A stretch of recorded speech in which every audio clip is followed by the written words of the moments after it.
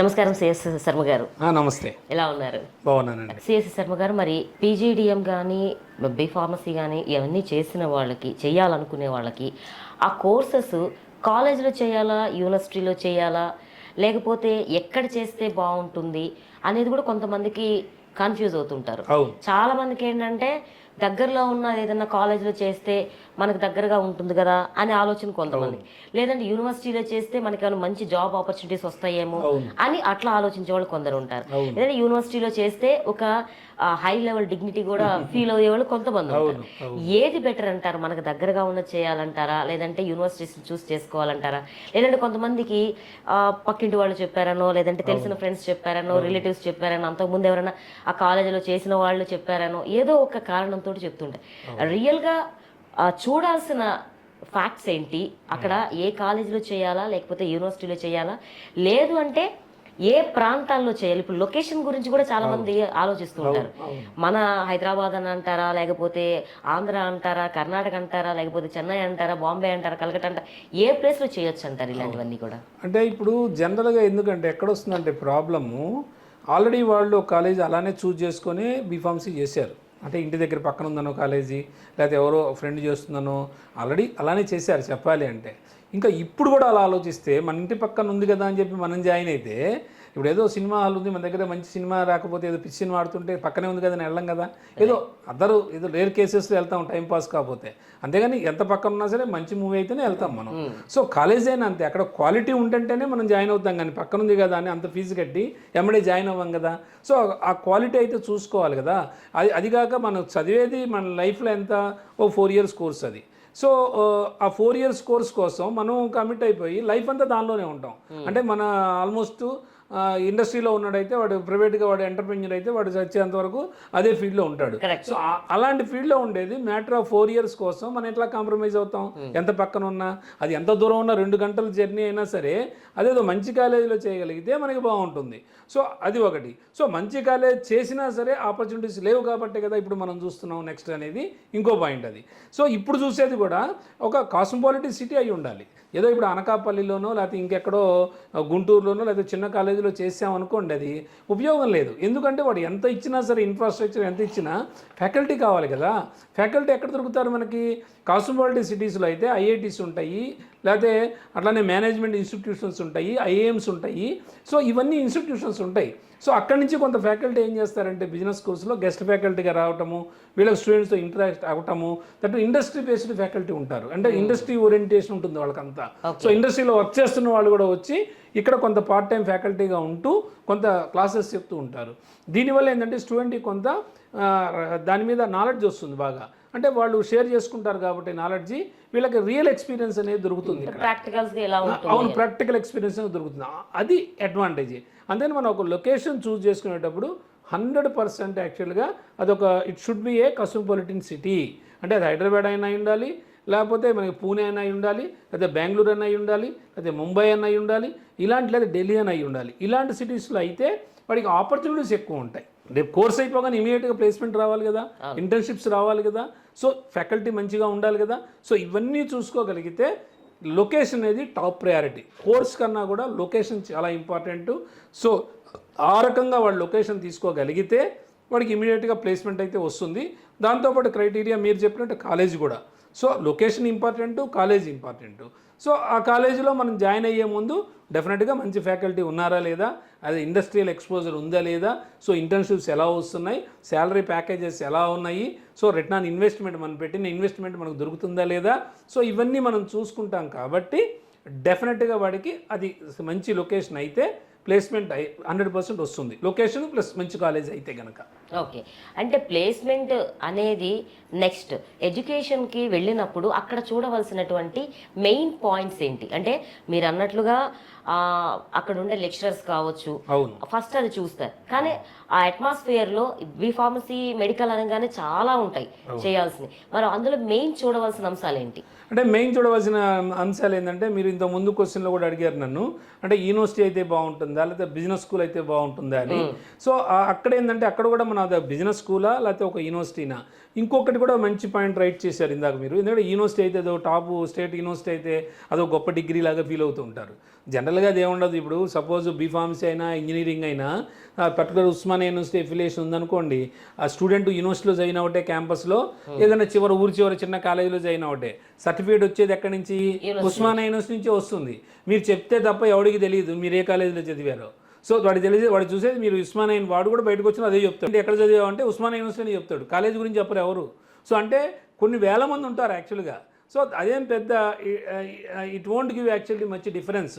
So అది కాదు criteria. So ఈ బిజినెస్ స్కూల్స్ ఓరియంటేషన్లో ఉన్న కాలేజీకి వెళ్తే వాడు ఇప్పుడు ఫార్మా మేనేజ్మెంట్ లాంటి కోర్సుకి వెళ్తే అక్కడ ఏంటంటే మొత్తం ఎన్విరాన్మెంట్ మొత్తం చేంజ్ అయిపోతుంది.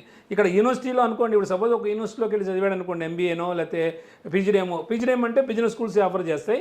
సపోజ్ ఎంబీఏ చదివాడు అనుకోండి, అక్కడ ఏంది యూనివర్సిటీస్లో ఎంబీఏ ఈ ఒక్కటి కాదు, ఎంబీఏ కాదు, ఇంజనీరింగ్ ఉంటుంది, ఇంకా అదర్ చాలా సైన్స్ డిసిప్లిన్స్ చాలా ఉంటాయి. కానీ బిజినెస్ స్కూల్స్లో అట్లా ఉండదు. బిజినెస్ స్కూల్స్ మోటో అంతా పర్టికులర్గా ఆ లైనే ఉంటుంది. ఎంబీఏ అంటే పీజీడీఎం అంటే ఆ పీజీడీఎం మీదే ఉంటుంది ఫోకస్ అంతా, ఇంకా మిగిలిన స్టూడెంట్స్ ఎవరు ఉండరు.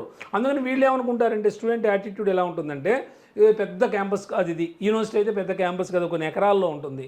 బిజినెస్ స్కూల్ అయితే ఒక 1 acre 1.5 acreలోనే ఉంటుంది. మరి వాడికి ఉండే స్టూడెంట్స్ ఎంతమంది ఉంటారు? వాళ్ళకి ఉండే ఇంటేక్ కూడా 250 300 ఉంటుంది మ్యాక్సిమం. అంటే 2 years కలిపి 500 to 600 మ్యాక్సిమం స్ట్రెంత్. సో 500 600కి ఎంత కావాలి? సో ఆక్యుపెన్సీ అయితే చాలా తక్కువ కాబట్టి ఒక 5 floors బిల్డింగ్ అయితే అల్టిమేట్గా సరిపోతుంది. ఎందుకంటే క్లాస్లో మినిమం 40 to 50 ఉంటారు. సో అట్లా చూసుకుంటే సరిపోతుంది. సో దట్టు ఏఐసిటీ అప్రూవల్ ఎన్ని ఇస్తే అన్ని సీట్లే చేయాలి వాళ్ళు. వీళ్ళు ఇష్టం వచ్చినట్టు చేసుకోని వీళ్ళు లేదు యూనివర్సిటీస్లో లాగా. బిజినెస్ స్కూల్స్లో ఏంటంటే ఏఐసిటీ వాడు 120 ఇస్తే 120, 180 ఇస్తే 180, లేదా 250 ఇస్తే 250, ఎంత ఇస్తే అన్నే చేయాలి వాళ్ళు. సో అంత మటుకే తీసుకోగలరు స్ట్రెంత్. సో అది కూడా ఇంపార్టెంట్ మనకి. ఆ బిజినెస్ స్కూల్లో ఫ్యాకల్టీ ఎలా ఉన్నారు, సో ఇండస్ట్రీ ఓరియంటెడ్ ఫ్యాకల్టీ ఉన్నారా లేదా, ఆ సిలబస్ ఎలా ఉంది, ఫస్ట్ మనం ఆ కాలేజీకి వెళ్ళినప్పుడు ఆ సిలబస్ ఎలా ఉందో కూడా చెక్ చేయాలి. అంటే ఈ బిజినెస్ స్కూల్స్లో ఏంటంటే మీకు మ్యాక్సిమం ఫార్మా మేనేజ్మెంట్ కానీ లేకపోతే జనరల్ మేనేజ్మెంట్ కానీ ఎలా ఉంటుందంటే అక్కడ వాళ్ళ ప్రయారిటీ అంతా ఇవి ఇచ్చేది ప్రాక్టికల్ ఎక్స్పీరియన్స్కే ఇస్తారు. అంటే ఆల్మోస్ట్ ఒక 40% థీరీకి ఇస్తే 60%, actually more than 60% they give practical orientation. Practical orientation అంటే ఏముంటుంది, మళ్ళీ ఇక్కడ ప్లేస్మెంట్కి ఏం స్కిల్స్ కావాలో ఆ స్కిల్స్ అన్నీ యాడ్ అవుతాయి సిలబస్తో పాటే. సో ఇక్కడ ఏమవుతుంది, కంపల్సరీగా ఈ ఎడిషనల్ స్కిల్స్ ఏంటి అంటే యాప్టిట్యూడ్ ఎలా ఉండాలి అదంతా కూడా నేర్పుతారు ట్రైనింగ్లో. నెక్స్ట్ వచ్చేసి కమ్యూనికేషన్ స్కిల్స్. ఇంగ్లీష్ క్లాసెస్ సపరేట్గా ఉంటాయి వీళ్ళకి. అక్కడ క్లబ్స్ ఉంటాయి, కమ్యూనికేషన్ క్లబ్స్ ఉంటాయి, స్పోర్ట్స్ క్లబ్స్ ఉంటాయి, ప్లేస్మెంట్స్ క్లబ్స్ ఉంటాయి. ఇట్లా బిజినెస్ స్కూల్స్లో నెంబర్ ఆఫ్ క్లబ్స్ ఉంటాయి. సో ఆ క్లబ్స్లో ఎవరు స్టూడెంట్సే ఉంటారు మెంబర్స్గా. ఒకడు ప్రెసిడెంట్ అయితే ఇంకోటి సెక్రటరీ, అట్లా మెంబర్స్. అంటే ఆల్మోస్ట్ ప్రతి స్టూడెంట్ ఏదో క్లబ్లో సెక్రటరీగానో ప్రెసిడెంట్గానో ఉంటాడు. సో ఇవన్నీ ఉండటం వల్ల ఏంటంటే అసలు ఒక మీటింగ్ని ఎలా ఆర్గనైజ్ చేయాలి అంటే బీయింగ్ ఏ మేనేజర్ అంటే వీళ్ళంతా వెళ్ళేది ఫ్యూచర్ మేనేజర్స్. అంటే మేనేజర్కే కరెక్ట్గా కమ్యూనికేషన్ లేకపోతే how they can lead the team, అది కాన్సెప్ట్ అక్కడ. అంటే టీం అనేది యాక్చువల్గా 20-25 ఉంటారు ప్రతి మేనేజర్కి. సో రేపు వెళ్ళిన తర్వాత దట్టు ఒక ఆంధ్రవాడే కాదు, లేదా తెలంగాణ వాళ్ళే కాదు, లేకపోతే ఇంకోళ్ళే కాదు కదా. సో అస్సాం నుంచి ఉంటారు, మణిపూర్ నుంచి ఉంటారు, లేకపోతే బెంగాల్ నుంచి ఉంటారు, అందరూ ఉంటారు. సో టీం మెంబర్స్ని కమ్యూనికేట్ చేయాలంటే ఇంగ్లీషే ప్రాతిపదిక. సో కమ్యూనికేషన్ అనేది should be in English only. So అందుకని కమ్యూనికేషన్ మీద మంచి పట్టు ఉండాలి. సో ఇవన్నీ కూడా ఆ బిజినెస్ స్కూల్స్ ఓరియంటేషన్ ఉంటుంది కాబట్టి ఆ ఓరియంటేషన్ సిలబస్ మొత్తం కూడా ఇంగ్లీష్లోనే ఉంటుంది కాబట్టి సిలబస్ అదే మెయిన్ మాట్లాడటం. కానీ ఎక్కడైనా ఇప్పుడు బేసిక్గా ఎక్కడ వస్తుందంటే సిలబస్ పక్కన పెట్టండి. ఇప్పుడు ఎల్కేజీ నుంచి ఇంగ్లీష్ మీడియం చదువుతున్నాడు, అది బీఫార్మసీ కానీ బీటెక్ కానీ ఏ డిగ్రీ అయినా సరే. కానీ ఎవరినైనా మనం పిలిచి ఒక 2 నిమిషాలు say something about yourself అంటే even they cannot speak 1 minute. అంటే మరి నువ్వు ఎల్కేజీ నుంచి చదివావు కదరా అంటే ఏం మాట్లాడరా, నేను డిగ్రీ నుంచి ఇంగ్లీష్ మీడియం రా, మరి మాకేం ఇబ్బంది లేదు, నువ్వు మాకన్నా సూపరు, ఎందుకంటే ఫస్ట్ నుంచి నువ్వు ఎల్కేజీ నుంచి ఇంగ్లీష్ మీడియం చదివావు, ఎందుకు what is the reason you are not able to speak even 1 minute అంటే వాడు చెప్పే ఆన్సర్ ఏందో తెలుసా, ఏదో క్లాసెస్ అంటే అదే బుక్స్ ఉంటాయండి అది చదువుతామండి, ఇంకెక్కడ మాట్లాడతాం ఇంగ్లీష్, మేము ఫ్యాకల్టీ తెలుగులో మాట్లాడతారు, మా స్టూడెంట్స్ మా ఫ్రెండ్స్ వాళ్ళు తెలుగులోనే మాట్లాడతారు, మాకు ఎక్కడుంది సార్ అవకాశం ఇంగ్లీష్ ఇంప్రూవ్ అవడానికి అంటాడు. సో బిజినెస్ స్కూల్స్లో ఏంటంటే అలాంటిది ఉండదు. మీరు ఎక్కడికి వెళ్ళినా సరే, క్లాస్ రూమ్లో అయినా, హాస్టల్లో అయినా, కాంపౌండ్లో అయినా, ఎక్కడైనా సరే you should speak only in English. So దానివల్ల ఏంటంటే ఫియర్ పోతుంది. రెండోది లొకేషన్ చేంజ్ అవుతున్నాడు. మెయిన్ ఏంటంటే లొకేషన్ చేంజ్ అవుతున్నాడు. అదర్ స్టేట్కి వెళ్ళినప్పుడు డెఫినెట్గా తెలుగు అనేది ఉండదు, అక్కడ కంప్లీట్గా ఇంగ్లీషే ఉంటుంది. సో నువ్వు వచ్చినా రాకపోయినా ఫస్ట్ 1 ఇయర్ అయితే కంప్లీట్గా ఇంగ్లీష్లోనే మాట్లాడాలి. ఎప్పుడు నీకు లోకల్ లాంగ్వేజ్ కొద్దిగా అడాప్ట్ అవ్వాలంటే it will take time more than 1 year. So ఈ 1 ఇయర్ నువ్వు ఇంగ్లీషే మాట్లాడాలి కాబట్టి ఆటోమేటిక్గా 1 ఇయర్లో ఇంగ్లీష్ ఇంప్రూవ్ అయిపోతావు. తర్వాత హిందీ వస్తుంది, ఎందుకంటే ఆటోమేటిక్గా అదర్ స్టేట్స్ అంతా ఉంటారు అక్కడ, హిందీ వచ్చేస్తుంది, ఆ లోకల్ లాంగ్వేజ్ కూడా అడాప్ట్ అయిపోతాడు. అంటే బయటికి వెళ్ళడం వల్ల ఎంత అడ్వాంటేజెస్ వీడికి, ఆల్మోస్ట్ మోర్ దాన్ 4 లాంగ్వేజెస్ వీడికి వచ్చేస్తున్నాయి. సో ఇంకా వీడు మేనేజర్గా 100% ఫిట్ అవుతాడు అక్కడ. సో ఇలాగ ఉంటుంది ఓరియంటేషన్ అక్కడ. అంటే ఏ స్టేట్కి వెళ్ళినా కూడా కొంచెం ఈజీగా అదర్ స్టేట్కి వెళ్ళాలి అంటే మన తెలుగు స్టేట్ కాకుండా అదర్ స్టేట్కి వెళ్తే అది అడ్వాంటేజ్ వాడికి. జాబ్స్ వచ్చినప్పుడు ఈ లాంగ్వేజెస్ అని యూజ్ అవుతాయి. సో వాడికి అదర్ స్కిల్స్ కూడా పెరుగుతాయి, ఎందుకంటే ఇండిపెండెంట్గా వాడు గ్రో అవ్వాలి. ఇప్పటివరకు ఏదో మదర్ చెప్తానో లేదా ఫాదర్ చెప్తానో బ్రదర్ చెప్తానే వాడు పుస్తకం తీసేవాడు. సో అక్కడ అట్లా ఉండదు, అక్కడ ప్రాక్టికల్ ఓరియంటేషన్. ఏదో నువ్వు బట్టి రాస్తే అవ్వదు అక్కడ. నువ్వు క్లాస్ రూమ్లో ఏం విన్నావో నీ సొంతగా నువ్వు రాసినా అయిపోతుంది, దాని గురించి కాదు అక్కడ. నువ్వు ఎంత సబ్జెక్ట్ నేర్చుకోగలిగావు, ఎంత నువ్వు అవి ఇంప్లిమెంట్ చేయగలిగావు నేర్చుకున్న దాన్ని అనేదే ఉంటుంది. కాబట్టి ప్లేస్మెంట్ అనేది ఈజీ అవుతుంది. అందుకని ఇప్పుడు ప్రజెంట్ యాక్చువల్గా కొంత ఫ్లేవర్ అయితే యాడ్ అయింది. ఫార్మా బీఫార్మసీ చేసిన వాళ్ళు కూడా ఇప్పుడు ఫార్మా మేనేజ్మెంటు లేకపోతే జనరల్ మేనేజ్మెంటు ఇట్లా వెళ్తున్నారు స్టూడెంట్స్. సో వెళ్ళిన వాళ్ళు కూడా మంచి బాగా ఫిట్ అవుతుంది. మొన్న నా స్టూడెంట్ వెళ్ళింది 4 years బ్యాక్, అమ్మాయి సూపర్. అసలు అమ్మాయి ఒక చిన్న కాలేజీలో ఫార్మా మేనేజ్మెంట్ చేసింది, బీఫార్మసీ చేసింది. బీఫార్మసీ చేసిన తర్వాత అమ్మాయికి ఆంధ్ర యూనివర్సిటీలో 13th ర్యాంక్ వచ్చింది, ఇది ఎంఫార్మసీ. అమ్మాయి యాక్చువల్గా అటు వెళ్దామని చూసింది, కానీ ఎవరో చెప్పారు, వాళ్ళ ప్రిన్సిపాలే చెప్పాడు, నువ్వు వెళ్ళి ఒకసారి శర్మ గారిని కలవమ్మా, నీకు మంచి గైడెన్స్ ఉంటుందని. వచ్చింది నా దగ్గరికి. వస్తే నేను చెప్పామ్మా, నువ్వు ఇప్పుడు వెళ్తావు, నువ్వు ఆంధ్ర యూనివర్సిటీలో చేసినా నువ్వు అక్కడ చేసినా పెద్ద డిఫరెన్స్ ఏం లేదు, నీకు 13th ర్యాంక్ వస్తే రావచ్చు, గవర్నమెంట్ నీకు డబ్బులు ఇస్తే ఇవ్వచ్చు చదవడానికి, బట్ నీ కెరీర్ పరంగా నీకు అది ఉపయోగపడదు అని క్లియర్గా చెప్పిన తర్వాత, నేను ఒక్కనే అమ్మాయినండి, మా ఇంట్లో పంపరండి, మా అమ్మ నాన్న చాలా ట్రెడిషనల్ అది ఇది అని చెప్పింది. మీ అమ్మ నన్ను పట్టరమ్మన్న తర్వాత తీసుకొచ్చిన తర్వాత నేను మొత్తం ఎక్స్ప్లెయిన్ చేశా.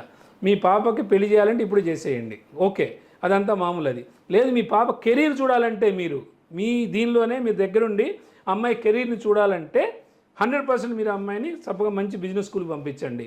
అమ్మాయి అన్నట్టే అమ్మాయి యాక్చువల్గా వెళ్ళిన తర్వాత పంపించారు. ఆ అమ్మాయి సెకండ్ ఇయర్లోనే జాబ్ వచ్చింది, ఫస్ట్ ఇయర్ సెకండ్ ఇయర్లోనే జాబ్ వచ్చింది. ఆ అమ్మాయి ఆల్రెడీ ఒక 1 year జాబ్ చేసి తర్వాత మళ్ళీ కెనడా వెళ్ళింది. ఇప్పుడు రెగ్యులర్గా నాకు టచ్లో ఉంటుంది. సార్ నేను కూడా మీ అమ్మాయినే, మీరు ఎప్పుడు వచ్చినా కెనడా ఉంటుంది. సో అమ్మాయి నేను చూస్తున్నాను, అమ్మాయికి చెప్పాను నేను మొన్న కూడా ఫోన్లో, నువ్వు ఎప్పుడో కూడా కంపెనీ CEO అవుతావు అమ్మా, నువ్వు 10 years నువ్వు CEO కాకపోతే నాకు చెప్పింది.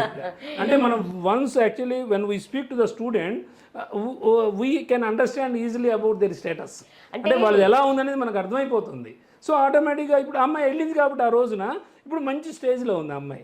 అదే మామూలుగా అయితే ఏదో ఎంఫార్మసీ చేసేది, ఒక 20,000కో 18,000కో జాయిన్ అయ్యేది, జాబ్లో చిన్నగా జాబ్ చేసుకుంటూ చేసేది, పెళ్లి చేసేవాళ్ళు, ఇవన్నీ మామూలే. లైఫ్ ఈజ్ మ్యారేజ్ అవటం ఇవన్నీ పిల్లలు ఇవన్నీ ఓకే, బట్ కెరీర్ పరంగా నువ్వు ఆలోచించగలిగితే నువ్వు బాగా సెటిల్ అవుతావు. సో ఇట్లా నేను అందుకే స్టూడెంట్ నేను ఎప్పుడు చూసినా సరే వాళ్ళ ఫ్యూచర్ నేను చూస్తూ నేను మాట్లాడతా. స్టూడెంట్తో వాళ్ళ మౌన్ చూస్తూ మాట్లాడను అంటే మౌన్ చూస్తూ ఉంటా, బట్ వాళ్ళ కెరీర్లో ఎలా గ్రోత్ ఉంటుంది ఇవన్నీ నేను చూస్తూ మాట్లాడతా. అందువల్ల నా స్టూడెంట్స్ ఆల్మోస్ట్ ప్రతి వాళ్ళు అద్భుతంగా సెటిల్ అయ్యారు. అది ఎవరైనా కానీ, బీకామ్ వాడు కానీ, BBA వాడు కానీ, లేకపోతే బీఫార్మసీ వాళ్ళు కానీ అద్భుతంగా సెటిల్ అయ్యారు. ఎందుకు అంటే that is the only reason. Okay, అంటే సరైన గైడెన్స్ సరైన టైంలో సరైన ఆ స్టూడెంట్స్ కి అందితే అవును వాళ్ళకి సరైన ఫ్యూచర్ ఉంటుంది. అవును, ఇంకొకటి ఏంటంటే ఇప్పుడు యావరేజ్ స్టూడెంట్ కూడా మంచి టైంలో మంచి రైట్ డైరెక్షను, డెడికేషను, డిసిప్లైను ఇవన్నీ ఉంటే కనుక ఆ గైడెన్స్ ఉంటే ఆ టైంలో వాడి ఎక్కువ పర్సంటేజ్లు అక్కర్లా, ఒక 60 ఉన్నా 55 ఉన్నా చాలు, వాడు టాప్ స్టేజ్కి వెళ్తాడు. ఎందుకంటే నేను అందరికీ చెప్తూ ఉంటా, ఇప్పుడు నేనే ఉన్నాను, ఇప్పుడు నా బెంచ్మేట్స్ చాలామంది ఉండొచ్చు, నా క్లాస్మేట్స్ చాలామంది ఉండొచ్చు, అందులో ఒక 20-30% యూఎస్లో ఉండొచ్చు, వాళ్ళకి నాకన్నా తక్కువ మార్కులు వచ్చి ఉండొచ్చు, నాకన్నా అంత పెద్ద మెరిట్ ఏం కాదు. ఎందుకు? Why actually they are growing nicely. Reason ఏంటంటే they got very good guidance from parents or somebody or some faculty, మంచి గైడెన్స్ దొరికింది వాళ్ళకి. దట్స్ ద రీజన్ యాక్చువల్లీ బాగా డెవలప్ అయ్యారు, మంచి ఫ్లోరిష్ అయ్యారు కెరీర్లో. నేను ఎందుకు కాలేకపోయానంటే నాకు గైడెన్స్ లేదు, నాకు చెప్పేవాళ్ళు లేరు, ఫైనాన్షియల్ ప్రాబ్లమ్స్ ఆ రోజుల్లో. బికాస్ ఆఫ్ దట్ యాక్చువల్లీ అంటే ఓకే కొంత మటుకు మనం ఎంతప్పటికీ ఎంత సక్సెస్ అనేది మనం దాన్ని మెజర్ చేయలేము, బట్ అలా చూసుకున్నప్పుడు డెఫినెట్గా మనం 100% తక్కువలో ఉన్నట్టే. సో మీకు లేని గైడెన్స్ ఎంతో మందికి మీరు ఇవ్వాలని నేను ఎప్పుడు ఆడుకుంటా. ఏ స్టూడెంట్ వచ్చినా సరే నాలాగా మీరు ఉండకూడదు అనే ఉద్దేశం నాకున్నాయి. I have actually more than 6 degrees, but actually ఉన్నా సరే వాడికి నాలాగా ఉండకూడదు, మంచి అద్భుతంగా ఉంటాడు వాడి కెరీర్ అనే ఉద్దేశంతో నేను మాట్లాడుతూ ఉంటా. సో చాలా మంచి ఆలోచన అండి. ఎందుకంటే మనం ఏం చేయలేకపోయామో కానీ కొంతమందిని అలా వెళ్ళేలా గైడెన్స్ ఇస్తే అంటే వాళ్ళ గ్రోత్ లో మన హ్యాపీనెస్ మనల్ని చూసుకుంటాం, వాడి దానిలో మనల్ని చూసుకుంటాం. అది చాలా రేర్ చాలా మంది అడుగుతుంటారు, ఎంతసేపు మాట్లాడుతుంటారు, గంటల తరబడి ఫోన్లలో మనిషి వచ్చిన గంట సేపు మాట్లాడతారు, వదలరు, మీ గొంతు నొప్పి ఉండదా అది ఇది అంటుంటారు. కానీ కాసేపు మాకు కూడా ఇబ్బంది అనిపిస్తుంది ఒకసారి, ఏం మాట్లాడుతాం సోది ఇంతే ఇదని. కానీ వాడు బాగా సెటిల్ అయ్యి వాడు మనకు ఫోన్ చేసి వాళ్ళ అమ్మో నాన్నో లేకపోతే వాడో ఆ రోజంతా మనకి అది ఫుల్గా ఛార్జ్ అయిపోతూ ఉంటాం. ఆ మోటివేషన్ ఫుల్గా ఉంటుంది మనకి, ఆ ఎనర్జీ చాలండి. ఆ ఎనర్జీ చాలు అంతే. మనకి డబ్బులు రాకపోవచ్చు బట్ అది వచ్చింది అంటే చాలు. అందుకే ఇప్పుడు మనకి రిఫరెన్స్లే వస్తుంటాయి. నాకు చాలామంది పేరెంట్స్ అలానే చెప్తుంటారు, సార్ మీరు మా అబ్బాయిని గైడ్ చేశారు, ఇదిగో మా వాళ్ళ అబ్బాయిని వాడికి కూడా ప్రాపర్ గైడ్ చేయండి అంటారు. నేను గైడ్ చేసే స్టూడెంట్స్ ఎవరు ఇచ్చినా సరే మీరు శర్మ గారితో మాట్లాడండి, ఆయన ఏం చెప్తే బ్లైండ్గా మీరు వెళ్ళిపోండి, మీరు ఇంకేం అడగక్కర్లా అని చెప్తారు. అంత కాన్ఫిడెన్స్ ఉంది నా స్టూడెంట్స్కి, అది అడ్వాంటేజ్. సో అదే విధంగా ఇంకో కొన్ని క్వశ్చన్స్ అండి. ఎట్లా అంటే చాలా మందికి ఏంటంటే ఏదైనా కోర్స్ చేసేటప్పుడు ఆ లోన్స్ పెట్టుకుని కొంతమంది చదువుకుంటూ ఉంటారు. అవును, ఎక్కువ శాతం అబ్రాడ్ వెళ్ళే వాళ్ళ కోసమే చూస్తూ ఉంటారు. కానీ లోకల్గా కూడా ఇప్పుడు ఈ బీ ఫార్మసీ, ఎం ఫార్మసీ లేదంటే ఎంబీఏ ఇలా కోర్స్ చేసేసే వాళ్ళకి లోన్స్ అనేది ప్రొవైడ్ చేసే అవకాశం ఉందా బ్యాంక్స్ నుంచి, గవర్నమెంట్ నుంచి అనేది కొంతమందికి ఉంటుంది ఫీజు రియంబర్స్మెంట్. మరి అందరికీ అవకాశం లేనప్పుడు ఇదేమన్నా అవకాశం ఉంటుందంటే? అంటే జనరల్గా ఇప్పుడు మనం చేసే కోర్సెస్లో ఫీజు రియంబర్స్మెంట్ అనేది 100% ఉండదు. ఫస్ట్ అంతా కూడా కమర్షియల్లే. అంటే బిజినెస్ స్కూల్స్లో మీకు ఇట్లా గవర్నమెంట్ ఇవ్వడం డబ్బులు అలాంటివి ఉండవు. ఎవడైనా సరే వాడి ఫీజు కూడా ఎక్కువ ఉంటుంది. ఆల్మోస్ట్ 6 lakhs నుంచి 20 lakhs వరకు ఉన్న బిజినెస్ స్కూల్స్ ఉన్నాయి. సో 100% ఎవడైనా డబ్బులు కట్టాల్సిందే. ఎందుకంటే వాళ్ళు అది పెట్టుకుంటే గవర్నమెంట్ ఎప్పుడు ఇస్తుందో తెలియదు, ఎప్పుడు గవర్నమెంట్ మారింది వస్తాయో తెలియదు. సో అసలు ఇవ్వరు దానికి. అంటే బిజినెస్ స్కూల్స్ అంటేనే టోటల్గా 100% ప్రైవేటైజ్డ్ అనమాట. సో 100% సెల్ఫ్ ఫైనాన్స్ కోర్సెస్ అవి. సో ఎవడు దానికి ₹1 ఇవ్వడు, మొత్తం వాళ్ళే చూసుకోవాలి. ప్రతి స్టూడెంట్ డబ్బులు కట్టాల్సిందే. ఎంత రికమెండేషన్ సీఎం చేత ప్రైమ్ మినిస్టర్ చేత చెప్పించినా సరే వాళ్ళు తగ్గించారు ఫీజు. సో అదే ఉంటుంది ఫీజు. సో అందువల్లే వాళ్ళు అంత క్వాలిటీ ఇవ్వగలుగుతారు, ఎక్కడ కాంప్రమైజ్ అవ్వరు క్వాలిటీలో. సో అందుకనే వాళ్ళకి అన్న అదర్ సర్టిఫికేషన్స్ కానీ, ట్రైనింగ్ ప్లేస్మెంట్ కానీ, ఇంటర్న్షిప్స్ కానీ ప్రతిదీ స్టెప్ బై స్టెప్ వస్తున్నాయంటే అదే మెయిన్ కారణం. ఎంత ఫీజు అంటే అంతే ఇవ్వాలి. ఏదైనా మెరిట్ ఉంటే వస్తుంది. మెరిట్ అంటే సపోజ్ వాడు ఎక్స్ట్రాడనరీగా పర్సంటేజ్ ఉన్నాయి, 10th ఇంటర్ డిగ్రీ, లేదు క్యాటు, మ్యాటు, జాటు, స్నాప్ ఇలాంటివి మన బిజినెస్ స్కూల్స్ చదవాలంటే ఎగ్జామ్స్ ఉన్నాయి, వాటిలో మంచి స్కోర్ వచ్చిందనుకోండి, అక్కడ వాళ్ళకి ఎంతో కొంత పర్సంటేజ్ వస్తుంది, అది స్కాలర్షిప్ వస్తుంది. దీంతో పాటుగా మీరు అడిగింది బ్యాంక్ లోన్స్. బ్యాంక్ లోన్స్ అనేవి డెఫినెట్గా సపోర్ట్ చేస్తాయి. ఇదంతా కూడా ఏఐసిటీ అప్రూవ్డే, గవర్నమెంట్ అప్రూవ్ చేసిన కోర్సెస్ ఇవి, ఏఐసిటీ అప్రూవ్డే. అదే ఎంబీఏకి అయితేనేమో 2 ఉండాలి, ఏఐసిటీ అప్రూవల్ ఉండాలి, అలానే అఫిలియేటెడ్ యూనివర్సిటీ ఇది కూడా ఉండాలి సిలబస్ రన్ చేయాలంటే. కానీ ఇక్కడ ఏంటంటే ఇంకా యూనివర్సిటీ అదే ఉండదు, ఇవన్నీ autonomous institutions. Once AICTE approval ఇచ్చిందంటే they can start the course అనమాట. సో వీళ్ళు ఏంటంటే ఇండస్ట్రీ ఎక్స్పర్ట్సే ఉంటారు బోర్డులో, వాళ్ళతో సంప్రదించి సిలబస్ అంతా ప్రిపేర్ చేస్తారు. సో అలా ఉంటుంది. ఫీజు కూడా ఎక్కడ కాంప్రమైజ్ అవ్వరు, వాళ్ళు ఎంత పెట్టాలో అంత పెడతారు. వాళ్ళ ఇంటేక్ ఆల్మోస్ట్ అయిపోతాయి. ఒకవేళ అవ్వపోయినా కాంప్రమైజ్ అవ్వరు. ఒకవేళ 120 సీట్స్ ఉంటే 100 మంది వచ్చారనుకోండి, ఇబ్బంది ఏం లేదు, అట్లనే ఫీజు తగ్గించి ఇవ్వరు. సో ఇదంతా ఉంటుంది అక్కడ. ఈ సెల్ఫ్ ఫైనాన్స్ కోర్స్ కాబట్టే దీనికి ఇంత డిమాండ్ ఉంది. సో బ్యాంక్ లోన్స్ ఏ బ్యాంక్ అయినా వస్తుంది, నేషనలైజ్ బ్యాంక్ అయినా ఇస్తుంది లోను, ప్రైవేట్ బ్యాంక్ అయినా ఇస్తాయి, అన్నీ ఇస్తాయి. వాళ్ళ కాలేజీ వాడు దీనికి లోన్కి కావాల్సిన డాక్యుమెంట్స్ అన్ని పంపిస్తారు, వీడు వెళ్తాను అంటే సో ఆ లోన్ ఇస్తారు. కాకపోతే మీకు తెలుస్తుంది బ్యాంక్ లోన్ అనేది జనరల్గా కొంత ప్రొఫైల్ని బట్టి ఉంటుంది వాళ్ళు ఇవ్వాలి అంటే. కానీ సెంట్రల్ గవర్నమెంట్ నామ్స్ ప్రకారం ఏంటంటే 7.5 lakh వరకు. సో 100% వితౌట్ ఎనీ, అంటే వాళ్ళ సెక్యూరిటీ ఏమి చూడకుండా ఇవ్వాలి, వితౌట్ ఎనీ కోలేటరల్ అనమాట ఇవ్వాలి. సో వాడికి ఏమీ లేకపోయినా సరే, వాడి సిబిల్ స్కోర్ బాగుంటే కనుక, వాడికి ఇల్లు లేకపోయినా, లేకపోతే పొలం లేకపోయినా, లేకపోతే ఇంకోటి లేకపోయినా 100% వాడు లోన్ ఇవ్వాలి. సో 7.5 lakh వరకు 100% కంఫర్టబుల్గా వస్తుంది. 7.5 దాటితే మటుకు కొంత సెక్యూరిటీ అడుగుతారు, గవర్నమెంట్ జాబ్ అని అడుగుతారు, వాళ్ళ ఇన్కమ్ సోర్స్ చూస్తారు, అన్నీ చూసిన తర్వాతనే బ్యాంక్ లోన్స్ వస్తాయి. అట్లాగే శర్మ గారు, చాలామందికి ఏంటంటే మీరు ఇప్పటి వరకు భారతదేశంలో ఉన్న యూనివర్సిటీలు, కాలేజీలు లేదంటే ఇక్కడున్న సిచ్యువేషన్స్ సంబంధించి చెప్పారు. అట్లాగే మీ ద్వారా లేదంటే వాళ్ళైనా సరే ఇతర దేశాల్లో ఈ కోర్సెస్ చేసే అవకాశం ఉంటుందంటారా? అక్కడ సిచ్యువేషన్స్ ఎలా ఉంటాయి? అంటే మెడికల్ అనేది అంటే నేను విన్న దాంట్లో కూడా ఎక్కువ శాతం ఏంటి అవుట్ ఆఫ్ కంట్రీస్లో మెడికేషన్ చాలా ఖర్చుతో కూడుకున్నది అని చెప్పి ఇక్కడ నుంచి మెడిసిన్స్ తీసుకెళ్తూ ఉంటారు చాలా మంది. కానీ మరి ఇలాంటి ఆపర్చునిటీస్ అనేవి అక్కడ చదువుకోవడానికి అవకాశం ఉంటుందంటారా? ఒకవేళ చదువుకున్నాక జాబ్ ఆపర్చునిటీస్ ఎలా ఉంటాయి?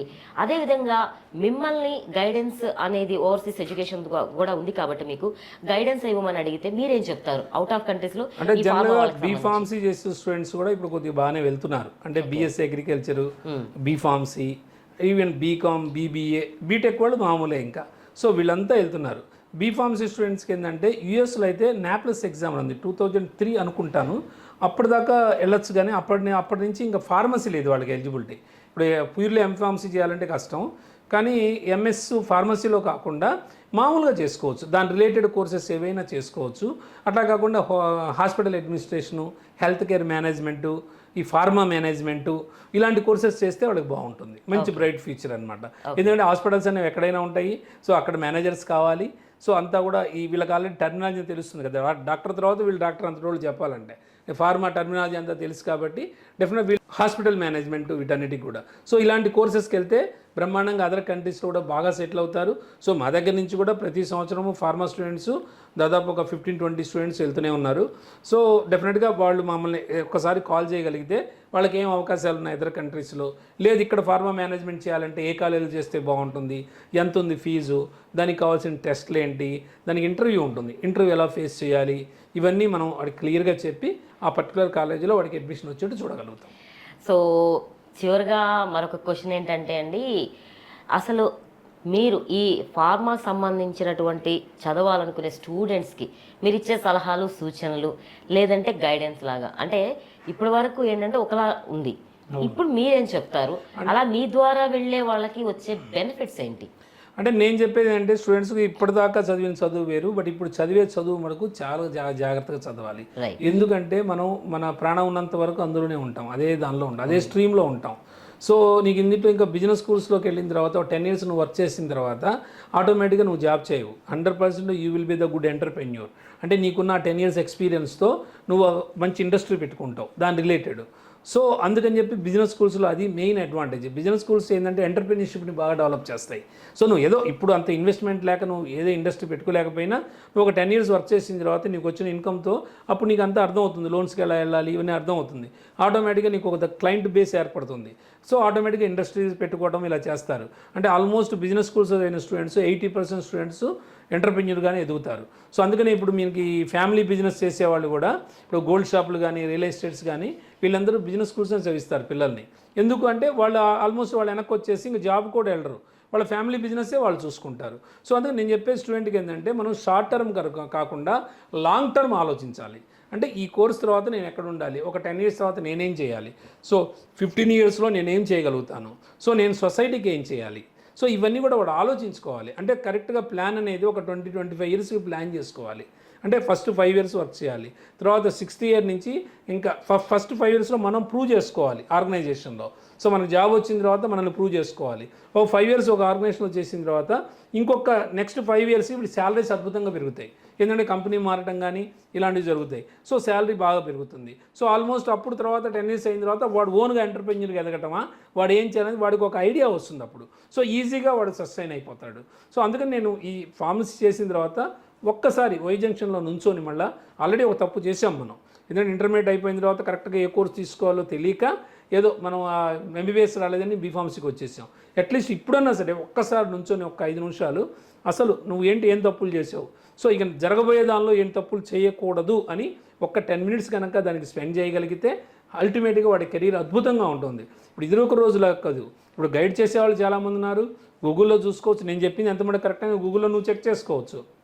శాలరీ ప్యాకేజ్ నేనేదో నోటుకు వచ్చింది చెప్తే ఆల్రెడీ వెబ్సైట్కి వెళ్ళి చూసుకోవచ్చు, నువ్వు మళ్ళీ కాలేజీ వాళ్ళతో మాట్లాడవచ్చు, ఇవన్నీ ఉన్నాయి. ఎవరిని నమ్మాల్సిన అవసరం లేదు, బట్ ఇన్ఫర్మేషన్ అయితే తీసుకోవాలి. సో అది అడ్వాంటేజ్. ఇప్పుడు మాలాంటి వాళ్ళ అడ్వాంటేజ్ ఏంటంటే మేము మంచి గైడెన్స్ ఇవ్వగలుగుతాం, ఎందుకంటే మనకి వాడిచ్చే రిఫరెన్సే. ఒక స్టూడెంట్ వెళ్ళాలంటే మా ద్వారా 10 మంది స్టూడెంట్స్ వెళ్తారు. సో అంతేగాని వాళ్ళకేదో మనం ఫాల్తూ గైడెన్స్ ఇవ్వం, 100% బెస్ట్ గైడెన్సే ఇస్తాము, మంచి కాలేజ్ సజెస్ట్ చేస్తాము, ఏ బ్రాంచ్ తీసుకోవాలో కూడా అటు చెప్తాము, ఏ స్పెషలైజేషన్ తీసుకుంటే బాగుంటుందో చెప్తాము, ఏ బిజినెస్ స్కూల్కి వెళ్తే బాగుంటుందో చెప్తాము, ఏ లొకేషన్ అయితే బాగుంటుందో చెప్తాము. సో వాడి కెరీర్ పరంగా కూడా ఒక గైడ్ లాగా ఉంటాం. తర్వాత జాబ్ వచ్చిన తర్వాత కూడా ఏ కంపెనీకి వెళ్ళాలో కూడా మనం చెప్తాం. వాడు మనల్ని అడుగుతాడు ఫోన్ చేసి, తర్వాత నేను సార్ కంపెనీ మారాలి సార్, ఇంత ప్యాకేజీ వెళ్ళమంటారా అని అడుగుతాడు. సో ఒక ఇప్పుడు జనాలు కానీ జ్యోతిష్కుల దగ్గరికి కాదు కావాల్సింది, వెళ్ళాల్సింది మనం మన కెరీర్. యాక్చువల్లీ మన కెరీర్ ఎవరైతే మౌల్డ్ చేస్తారో వాళ్ళతో మనం ఎక్కువ పెట్టుకుంటే కనుక డెఫినెట్గా మన కెరీర్ బాగా గ్రో అవుతుంది. చాలా బాగా తెలియజేశారండి. ఎందుకంటే మేనేజ్మెంట్ స్కిల్ అనేది ఏ డిపార్ట్మెంట్లోనైనా అవసరమే, ఏ ఫీల్డ్కైనా అవసరమే అని చెప్పి చాలా బాగా తెలియజేశారు. అందులోనూ అగ్రికల్చర్ అనేది మన భారతదేశానికి చాలా వెన్నెముక లాంటిది. అలాంటి దాంట్లో ఇలాంటి లేటెస్ట్ బిజినెస్ స్కిల్స్ అనేవి ఉంటే గనక ఇంకా బాగా సక్సెస్ అవ్వచ్చు అని చాలా చక్కగా తెలియజేశారు. థ్యాంక్ యూ అండి. Thank you so much. Thank you. నమస్తే.